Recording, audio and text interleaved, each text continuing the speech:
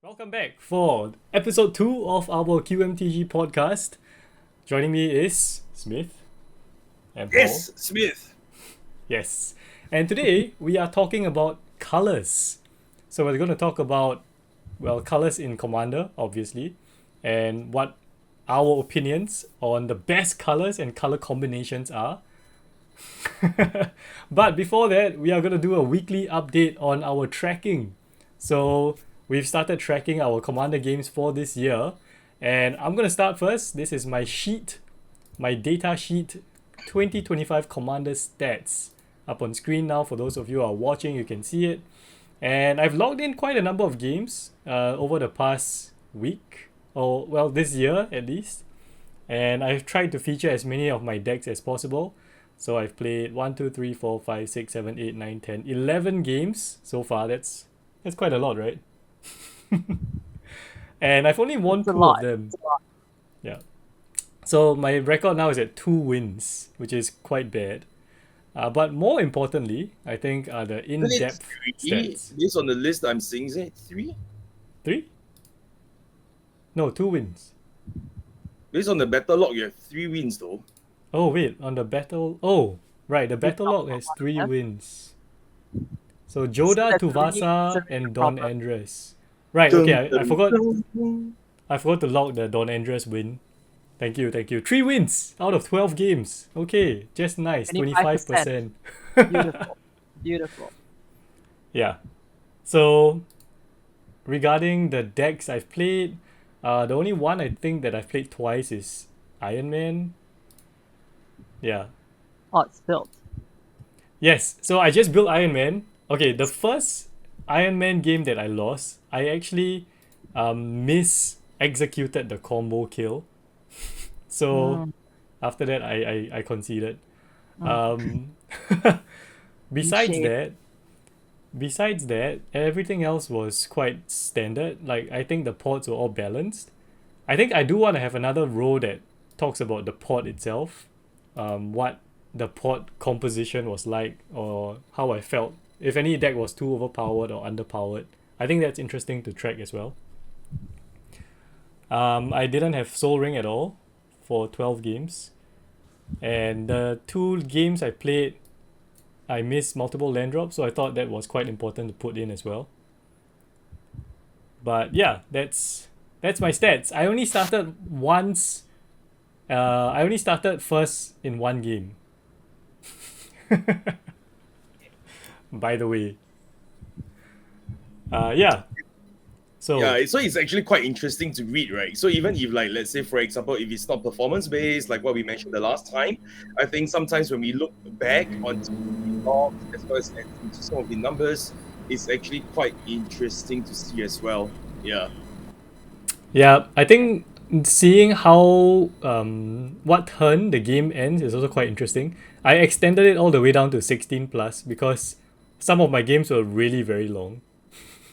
Wow. Yeah. 16 rounds, 16 turn cycles. It's not turns, it's 16 turn cycles. Yes. This insane. Millicent game was 2.5 hours, and it was a 3-player game. What? Oh my god. I want to go home. That was crazy.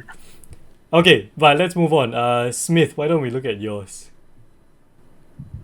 Okay, so I managed to log, like, if you take a look at the sheet, there are like total of 57 games. Wow. That's because I usually start, like, if you take a look at the details, you'll see that it's from 23rd of December onwards. So that's like my planned work year. So that every time when it comes to December, we have a week of break. That's where my year will start and end as well. So if we talk about literally from last week onwards, from last week since we last spoke, I think I managed to clock like 10, 20 games. Yeah, so it's quite interesting. It's And a I lot think of one of the games. things is that we really, yeah, it's a lot of games. It's a lot of games. And I think because the pods that I play in tend to be a little bit higher power. And as you can see from the turn end, so I guess that itself make a difference in terms of how many games we can clock per evening actually. Yeah, and and if you notice, I play a lot of roles actually from 4-man rows, 5-man rows, 3-man rows. So it's actually quite interesting how my play pattern has shifted because of the pod, because of the people that I've been playing with, and wanting to have more people to play together, right? And I think one of the most interesting thing that because of the tracking, and because I wanted to be more intentional in writing the notes and stuff, so end up I become more aware of what's happening in the game after the game, right? A lot of times before I started tracking all these details, I tend to like, oh, let's just play, have fun, and then after a while, when I go back, I don't really remember what needs to be done to the deck. So it's quite interesting with this tracker around, right? So I remember like, oh yes, I have this failure deck for the 2 games. It wasn't really very smooth in terms of like the land count. I was like stuck in land despite having a 2-mana commander. So I was like, okay. So that helps a little bit on the performance side of things. So overall, within that week, I'm quite happy with what I have logged and in terms of the impact of it as well. Yeah. Yeah, I'm looking through. I think your games ended really fast. Like, there's only one game that's 9 and above turns. Yes. There's one that's like turn 1 to 4. Yeah, there's a turn 1 to 4. Yeah, turn 1 to 4. Like, that was 4-man roll game. Yeah, 4-man roll. So that's a very interesting new format that the guys actually introduced to me. So it's like you don't have to kill everyone in the game in order to win. So there's certain roles as well. So I was lucky because within the first 4 turns I actually have a hatred in my hand. So so it just went flying through. I mean, the commander has manners, go through, and then the game just ended.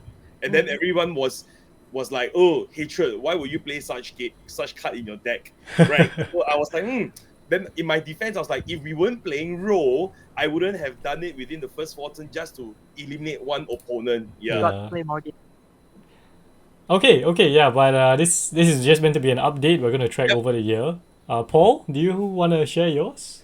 I guess you can pull it up. Okay, so you can see that in the sheet deck details, if you're looking at it, you kind of just see all the commanders all 32 commanders which I intend to build, which is still tentative. Some of them I might change. And the archetype that they generally fall in. So there's like a main archetype. Think of it as like land or creature, and then subtype would be something like a typo, like a creature type or something like that, right?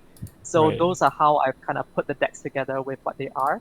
And that in turn feeds into the second sheet, which is going to be the game details, which tracks the actual, which is the kind of like the actual battle log, right? So the deck that is played, whether it was a win or a loss, what the matchup was in general. So I categorize my opponent's decks based on what I remember, the overall power level, and whether or not the deck kind of matches the power level at the table. Yeah, that's kind of what I've been doing. So I'm just tracking win-loss record and dates of the games played and the commanders that were played. So not much information now, but we'll probably get somewhere. Yeah, pretty much. I like the game power level. I think that's a column that I want to add in actually, because it feels like important to know whether everyone was at the right level, and then whether people had fun. Yeah. So there's a few drop-down fields, right? Where is it? Matches table. I have a greater, lesser than, or true. So Okay. Yeah. Well, the one thing I do want to point out is that both of you are using different power level skills from me. So both of you, both of you are going 1 to 10. I'm just doing a 1 to 4 kind of bracket.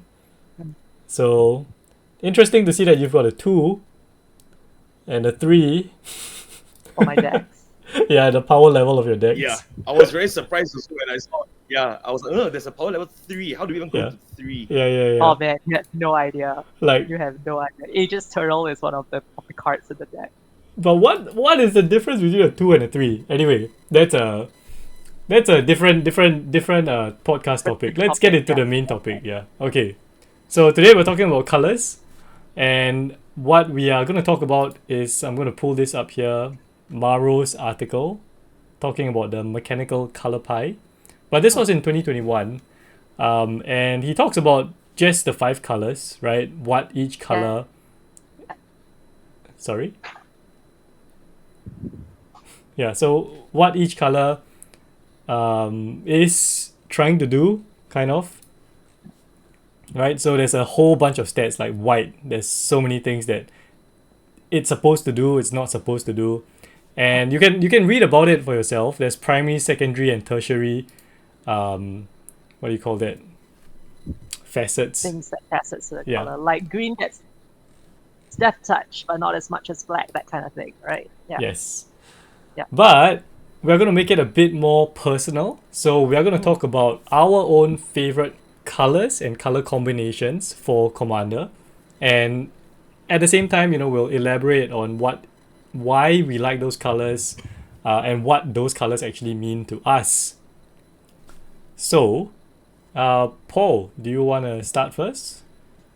Okay, I guess monocolor first then. Yeah. Okay. So the first question is, if you could only choose a monocolored color to build in Commander, which one would you choose and why? If I'm looking at power, then I would say green. Simply Right. because you have access to more mana and you have access to more cards. Creatures you can kill with fight spells, and artifacts and enchantments you have removal for days. Creatures win games. They're the best type of card in Magic, arguably. So, that's probably the easy answer. Yeah. Wait. So is that based on I don't power really have level much or else your to add on to that. your preference?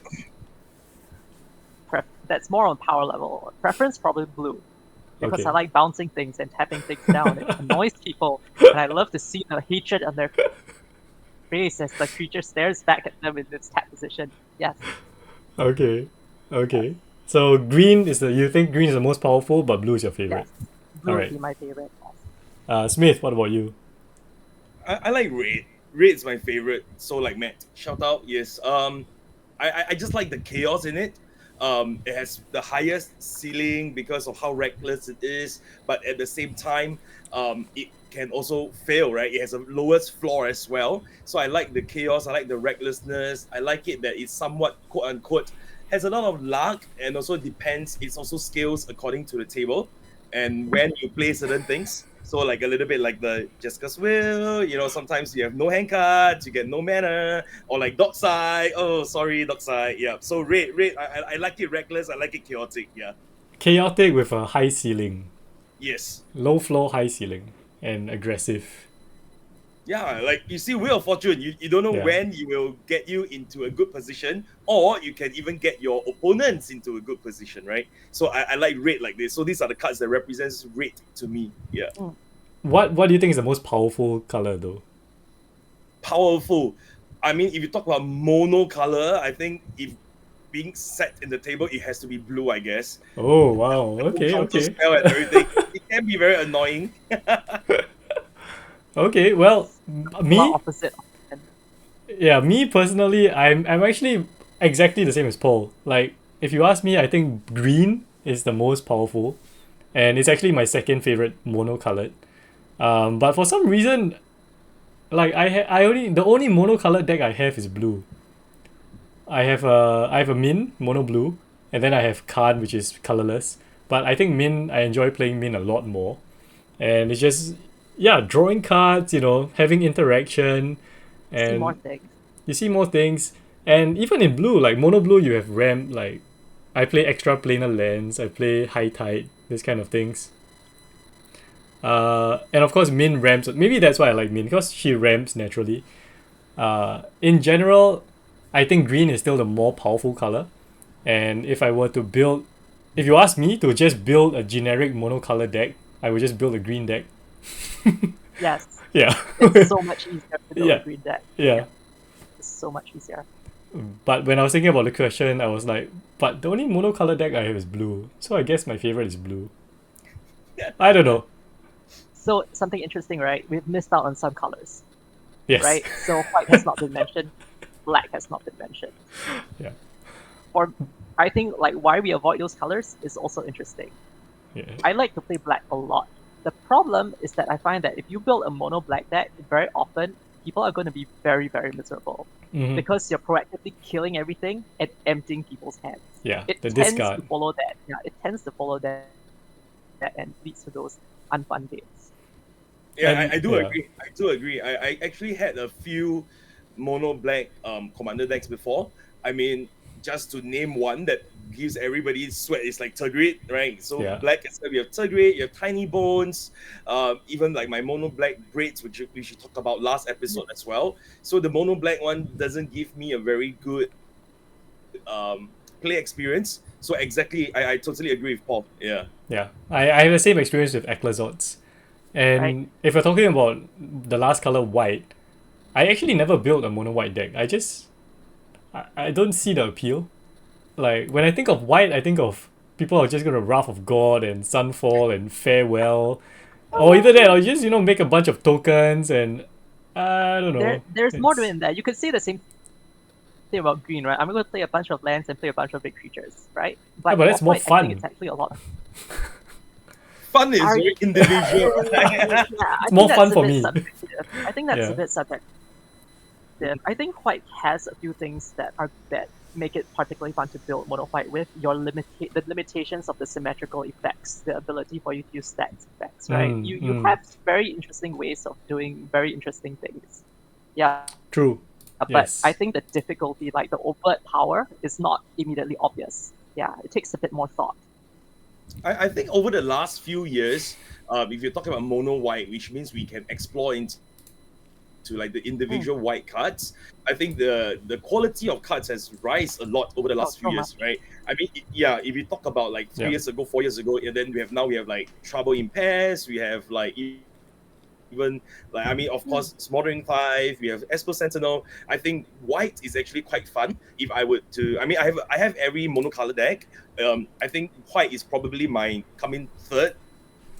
So I think white is quite fun actually. I quite like it. Yeah. Yeah, But you I have mean to be a they bit more thoughtful, I think. yeah. I mean no, but it just feels like all these cards are generically good. Like you don't have to be Yeah. mono white to play Trouble in Pairs or Smothering Yep. Tithe. But in So mono white, you're obliged to because Exactly. you don't You have no access to choice. a lot. Yeah. You have no Yep. choice. Yes. okay, quickly let's move on to the next question, which is dual color. If you had to build a 2-color deck, does that change your options, Paul?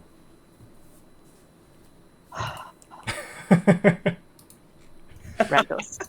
Probably Rakdos. Wait, Yes, what? probably Rakdos. The combination of like the burn, the speed, with the powerful evasive creatures in black, the life drain, you have everything. You have everything. Mhm. You have so much. So And the commanders are fun too. They're not the kind of just sit there and do it thing. They're very proactive, right? Very chaotic, right? They're just a lot more fun. Yeah, that's which what I feel. commander? Well, so I'm building Zozoa, or I don't know how you pronounce their name. It's the little gremlin dude, which is just small and adorable and cute. Zozoa. Yeah.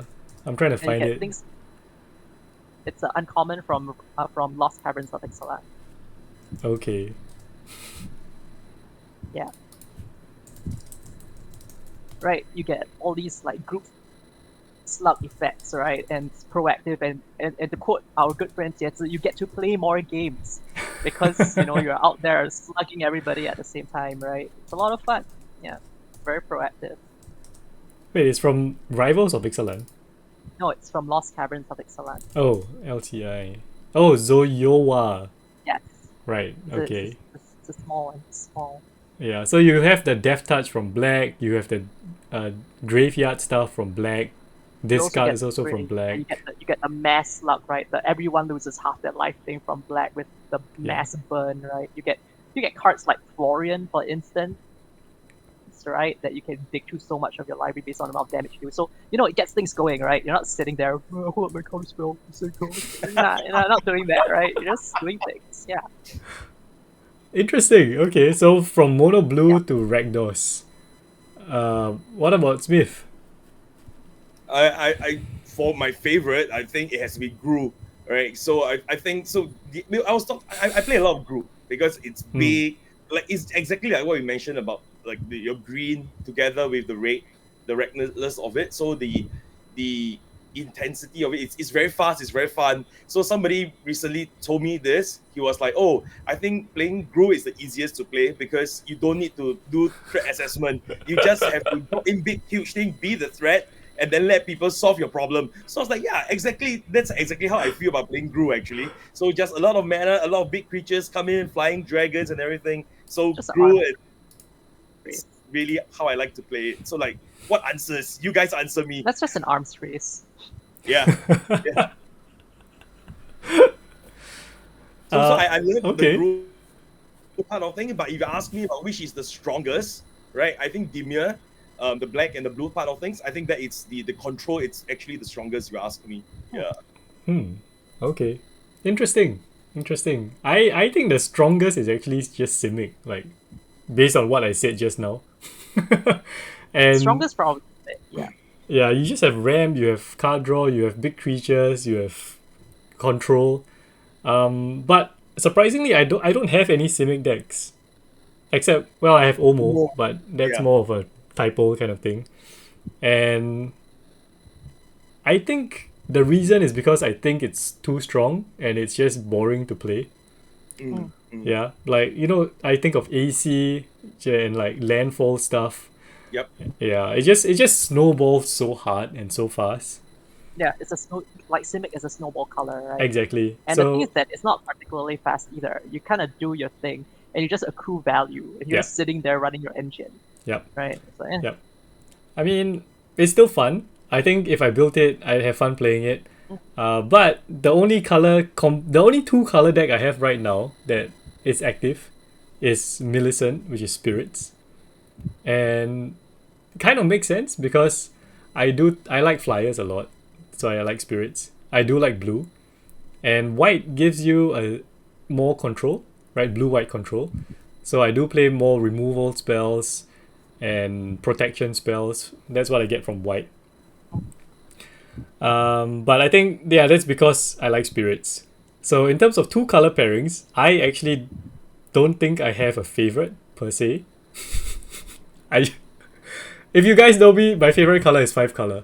Like, yeah. all the colors. You tell me an archetype and I'll find a 5-color commander to play that archetype in. That's what normally happens.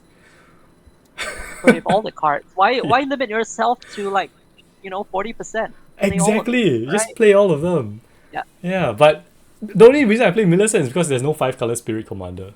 So anyway. Well, one could argue Morphon is, but never mind. No. The cost reduction doesn't matter at all. It's so bad. Yeah, I do have a 3-color one though. So why don't I start with the 3-color? Right? My 3-color favorite by a long stretch is Bent. So white, blue, and green. That's my least favorite. Which as I thought about this question, I realized it leads up right from single to duo to triple color. Yeah. I honestly think if all I had is these 3 colors, I can play anything. I have big creatures, I have removal, I have card draw, I have counter magic, I have ramp. Like, I don't know, there's nothing more that I need from black or red. So I think it's the colors of consistency and value. Yes. And that's why Tuvasa still remains one of my favorite decks, if not my favorite. Yeah, even though it's enchantment based. But I've had many ideas to build other band decks. It's just that I already have Tuvasa, so I want to explore other colors. Yeah. All right. Why don't we go backwards then? How about you, Smith? Actually, if you talk about playing more competitively, my favorite combination is actually Esper. So the whole white, black, and blue. So I think based on what you're saying, right? I think the thing about black is it adds on the layer of consistency based on just the good stuff, right? Like the black tutors are the best tutors out there, and then the removal spells, and then blues are the counter spells, and white is just the stacks and the control. So to me, I feel, I wouldn't say it's the best, but for me, I feel a lot more secure when, like, for example, playing CDH and stuff like this. And to me, I would rather do the whole mid-range or control rather than going like Rockside, Grixis kind of things when it comes to competitive play. But if you talk about something that I really enjoy playing in terms of being a 3-color combination is actually Naya. So I think so it like exactly like what you say, right? Yeah. yeah, it's from my Gru. Then we're adding on the white color, the white part of it, and I think yeah. So the three colors that I really like in terms of having casual fun, creature beating face. I think Naya is the one that has a lot of support these days. And if you look at 2024, the number of pre-con decks out there, actually there's a lot of Naya pre-cons. So it's a fun color. Like it's easy to learn and fun to play color, I would say. Yep. I mean, you do have the ramp, you have aggression, and then you have what white. I don't know what white brings to Naya. Protection. You go white with big creatures. You go white with big creatures. Wide. You go wide and then you go tall. No, I think it's the recursion. The white and the green, that part of it combined, really adds on to that recursive ability that you get. So you have the white, you can white, and then you return your stuff back with the green and the white.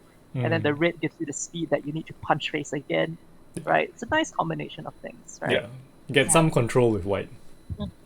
All right, Paul. Mardu.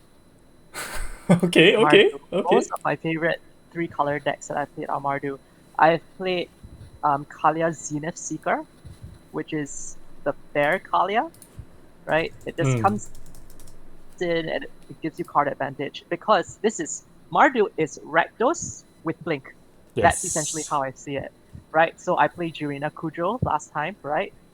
Yeah, you just blink Jirina Kujo, you make more dudes, right? It's simple. Yeah, so those are generally the ones that the colors that I default to for my favorite color to play. Notice the significant lack of blue, despite the fact that I'm probably a blue player at heart. It's just that for the fun element of it, I think just going base as fast as possible has a certain allure to it. So when you think of white, you think of Blink? Yes. There are more Blink. It's in blue and it's in white. Yeah. But I find that when you shift from Mardu to Grixis, the focus shifts very drastically that you are better off playing spell-based combos. Like, you are not incentivized to play Blink anymore. You are incentivized to tutor or very specific spell combinations. Yep. Right, whereas Mardu pushes you into combat. I mean, I think a big part of this discussion is also what commanders are available. Yes, obviously. what commanders are available. Yeah, I mean, that's a different topic, but the commanders really push you in a certain direction already, and focus on that particular segment of the color.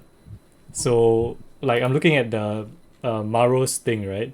So white, if you're talking about blinking things, it's not in the primary. Oh, it is flicker. So flicker is in the primary. It's one of the primary facets of white. Primary facets of white. Yeah.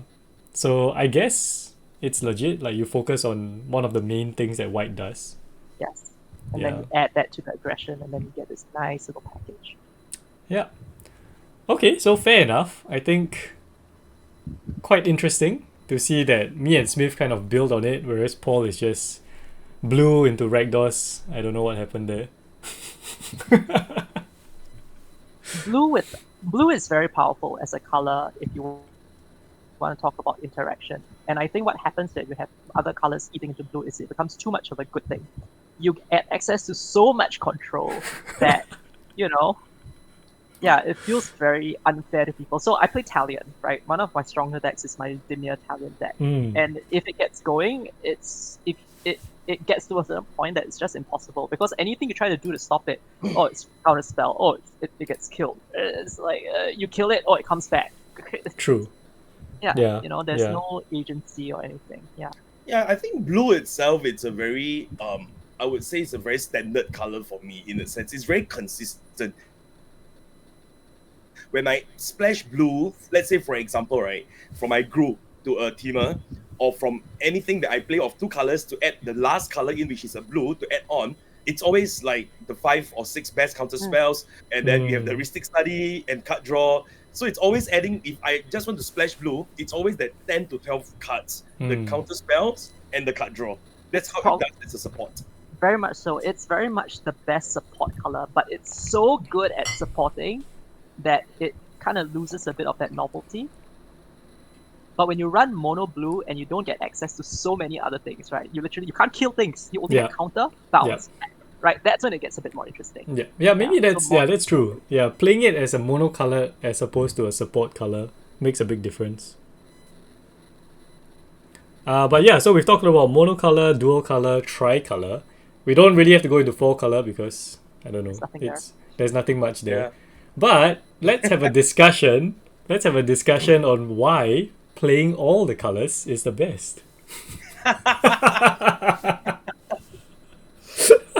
So we've touched on this briefly already. Why play with 40% of the game when you can play with 100% of the game? Exactly. And just looking at my list, right? I have, let's see, assassins 1, 2, 3, 4, 5, 6, 5 color decks currently.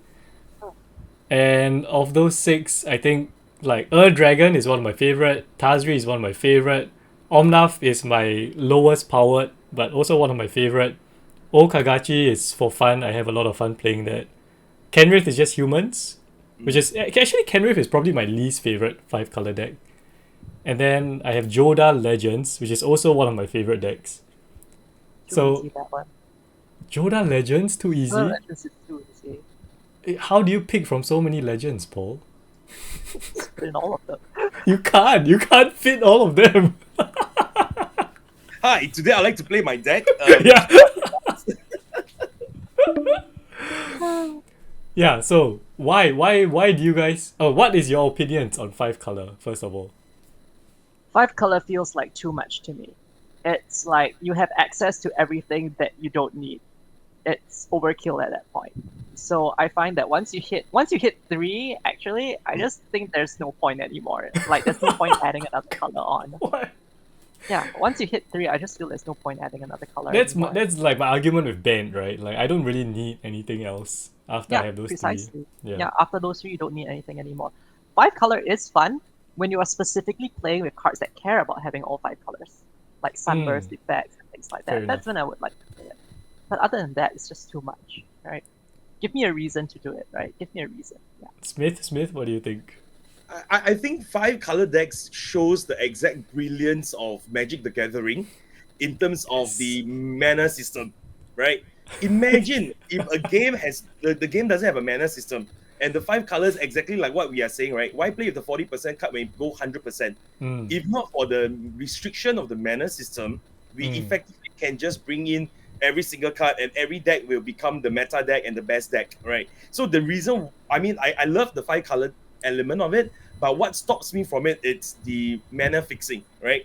Having the Triumph, having the duels, having multiple lands, all the kind of different land base, the setting up of things. And given like what we talked about earlier, being somebody who likes mono-red, like Gru, I want things to be quick and fast, right? So having a 5 color deck, I think the biggest problem is the first few turns of setup, and then even like for example when we did the whole Dragon, we were in the same pot, and then all Esmond had to do was to remove my Bloom Tender, and then that's it. I was sitting from that move onward, right? So so the mana fixing part is very painful for me. So that's why I don't play as many 5 colors or multicolors, and usually my favorite decks it's just the 2 color decks. Yeah. Interesting. I do have a question though, because Najila is pretty strong, right, in CEDH. So in terms of being a 5 color deck, do you think that's just for the commander or like it's I think if you're talking about CDH, it's different. Najila is powerful because she enables a instant win, right, which you kind of want in CDH, and she gives you access to all 5 colors. It's not that she is 5 colors; it's what she gives you access to illegal in your deck, right? So it's a little bit of a different conundrum there. Yeah. So she's easy to cast, lah. Yeah. Yes. So I think Najila is a very interesting commander in CDH because their game plan, the primary game plan, it's actually still your Tassorical, your lines that goes for a quick win. And the commander itself of Najila, when you beat down, it's actually more of like a secondary game plan, but it's instantly on the board for you. So back then, when Jewel Lotus was still around, you effectively have a turn 1 Najila, and then you constantly just whack down the whole game with the warriors, right? So but for myself personally, I don't like the this kind of decks for CDH for 5 colors, because there are so many lines. You literally can put everything in. Like what Paul mentioned, right? It's the accessibility of all these colors, and same thing for Ken Reef and things like this. It gets a little bit convoluted for my tiny little brain. So I guess it's a bit too much for me sometimes when you have all the lines and everything are all in there. Yeah. I think Right. what happens typically is that you say, oh, okay, this is going to be my win con. And then you look at everything else, it's like, well, I don't need this anymore. Yeah. And it's too much. Yeah, it's too much. Okay, so I mean, as a very well experienced 5-color player, I mean, I do agree, like the mana restriction in the 5-color deck, you end up with a lot of tap lands, and you end up playing like staples, like you need Arcane Signet, you need Chrome Lantern. And of course you're in green, you play Nature's Law, things that find forests, so you can find your triomes and set up. It's not, you don't play it as ramp, you play it as color fixing, right? So there's a slight difference there. But if I look through my decks, I think that 5 colors, what I like about it is that it gives you to the entire spectrum of a theme, right? So dragons, I want to play every single dragon, the best dragons in each color. I can't do that with Leftlis or with I don't know, another 3-color dragon. And it pains me when I have to leave out a dragon that I want to play. That's why you have multiple dragon decks. No. It's like But I think the dragon decks are all different. Sorry, the dragons are all different. Dragon decks are different, right? Like, if you just want to say, oh, I want to put 30 dragons into my deck, then I'm fully on board with you. Play the 5-color dragon deck. But if you're saying like, oh, I want to make dragons doing this particular thing, right? Then you probably don't need the 5. Oh yeah, for sure. Yeah. So yeah, that's a different thing, right? Because if you are focusing on like the commander's ability or what the commander is trying to do, then you want to find things that go into that theme, right? So finding the right commander is also important. But looking at something else, my other one that I really like, which is what's that? The Tazri, my dungeon deck. So I've combined like dungeons and party mechanic and the gates, right? So I have all of those 3. And how can I build a better dungeon flavored deck? There's no way. Without 5 colors, I can't do that. Yeah, there's no way to do it. Yeah.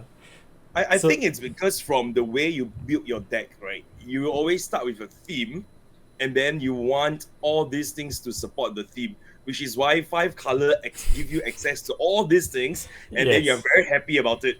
But whereas there's somebody like, it's like, oh, I see a commander that I like, then I see what I can support. Or is it like, oh, I see this card, which I want to play a combo with it, and then I choose a commander and that can house it, and then I built around it. So I think it's because of the mentality or how you discover new decks or new mechanics, which like, push you towards the fact that, oh, I should play 5 colors so I can play everything about it. Yeah. So I think in that sense, like you're talking about bottom up versus top down, right? So I build decks like bottom up. Like I see all these cool cards, like pirates. I want to play all these pirates, and then I'm like, okay, let me find a commander for it. And obviously, I don't have a true pirates deck because there's no 5-color pirate commander. Otherwise, I would just play pirates. Yeah, but I don't think there are a lot of all this. Like there's for certain creature type, we've talked about typo, right? There are certain types that doesn't have that many as well. I don't think there are many green pirates yet, or white pirates. The pirates, I think, are almost exclusively Grixis colors. Yes, yeah. Well, yeah, I don't know about that. But yeah, so my take on 5 colors is that when I want to play a theme, I think that I have to play all 5 colors to get the best creatures or the best spells of each color into the deck that matches the theme. Yeah.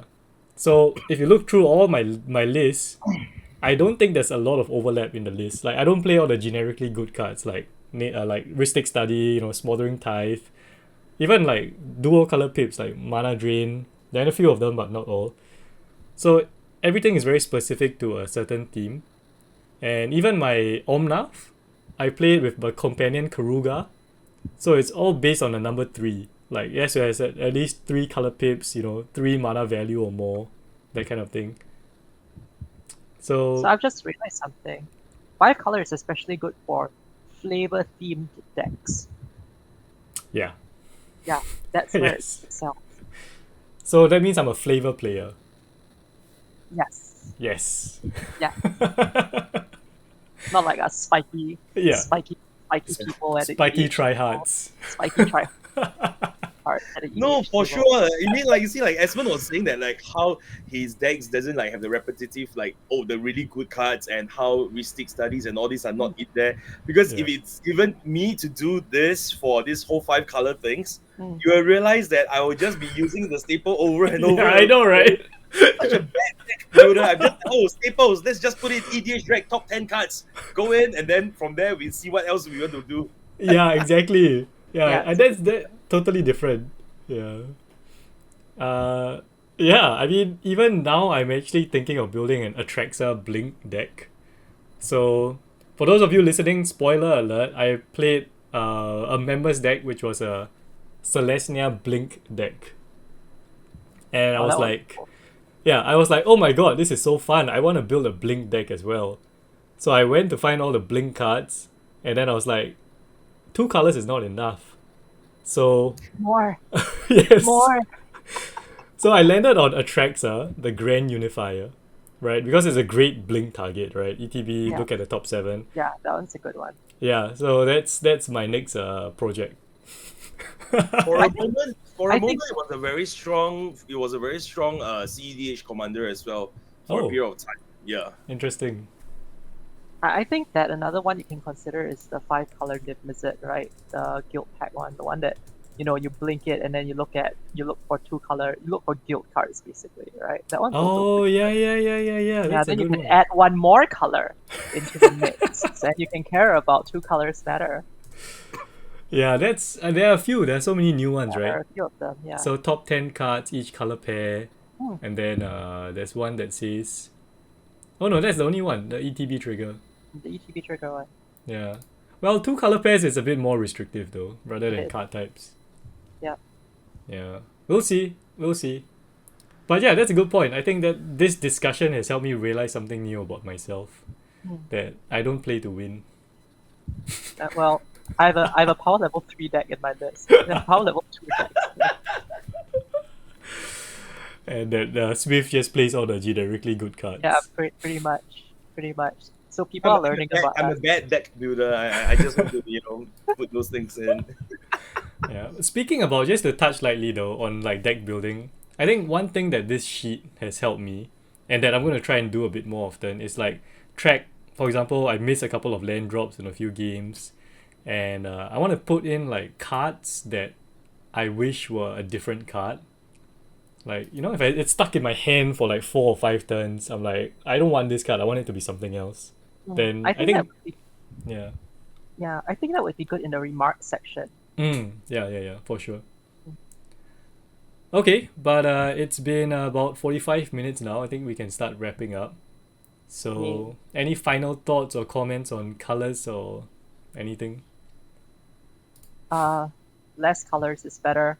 No. I think that limitations are what makes the game particularly fun.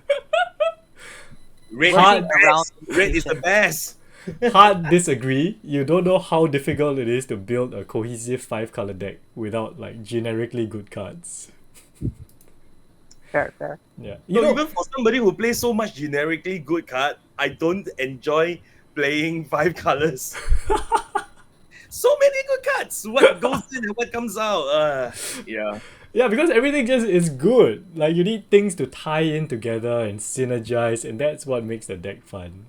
You just Never mind. Anyway. We should do one episode on teaching people how to build a 5C deck. Yeah, for sure. First, I must start to win more games. Yeah, so you need the credentials. Like, I'm good at this. This is my track record, right? All right. But yeah, this was fun. We'll thank you all for watching, And leave a comment down below. Tell us what you thought of this episode and what your favorite colors are. And yeah, leave us some suggestions for what to talk next time as well. Maybe we'll do deck building or power level. We have to kind of discuss our power level At criteria. some point, yes. Yeah. At some point. And yeah, thanks for watching. We'll see you on the next one. Bye bye. Ciao. Bye.